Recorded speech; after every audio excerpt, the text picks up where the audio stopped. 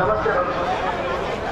ಕೃಷಿಯಲ್ಲಿ ಸುಧಾರಣೆ ತಂದುಕೊಂಡು ಬೇರೆ ಬೇರೆ ಪದ್ಧತಿಗಳನ್ನು ಅಳವಡಿಸುವುದು, ನೀರಿನ ಮೂಲಗಳನ್ನು ಹುಡುಕುವುದು.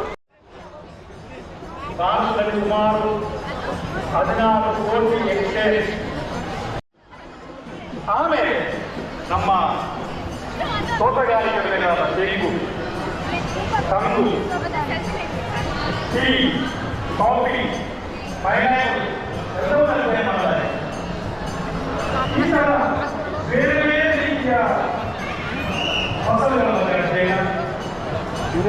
ಒಂದು ಪ್ರದೇಶದಿಂದ ಹೋಗ್ಬೇಕಾದ್ರೆ ಒಂದು ನಡ್ಕೊಂಡು ಹೋಗ್ಬೋದು, ಗಾಡಿ ಹೋಗ್ಬೋದು, ಇವಾಗ ಬೇಗ ಹೋಗ್ಬೋದು. ಅದಲ್ಲದೆ ದೂರವಾಣಿ ಮುಖಾಂತರ ಮಾತಾಡ್ತಿದ್ರು. ಆದರೆ ಉಪಗ್ರಹ ಬಂದ ಮೇಲೆ ಉಪಗ್ರಹ ಸಂಪರ್ಕ ಕ್ರಾಂತಿಯನ್ನೇ ಉಂಟು ಮಾಡುತ್ತೆ. ಇನ್ನೊಂದು ತಂತ್ರಜ್ಞಾನ ಭೌಗೋಳಿಕ ಮಾಹಿತಿ ವ್ಯವಸ್ಥೆ.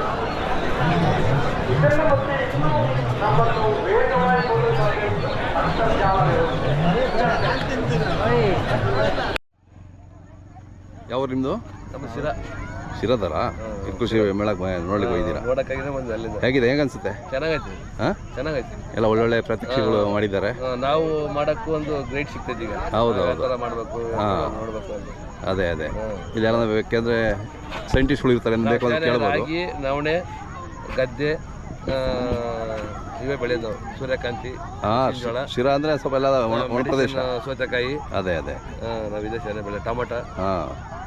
ಸೊ ಬೇರೆ ರೈತರು ಎಲ್ಲ ಇಲ್ಲಿ ಬಂದ್ರೆ ಭಾಳ ಆಗ್ತಾ ಇದೆ ನೋಡಕ್ಕೆ. ಭಾಳ ಇನ್ಫಾರ್ಮೇಶನ್ ಸಿಗುತ್ತಲ್ಲ, ನಮಗೂ ಸ್ವಲ್ಪ ಮಾಹಿತಿ ಸಿಗುತ್ತೆ, ಗ್ರೇಡ್ ಬರ್ತೈತೆ. ಹೌದೌದು, ನಾವು ಮಾಡಕ್ಕೆ ಸ್ವಲ್ಪ ಖುಷಿ ಪಡ್ಬೋದು ಈಗ. ಹೌದೌದು. ನಿಮ್ಮ ಹೆಸರು? ರಾಜಪ್ಪ.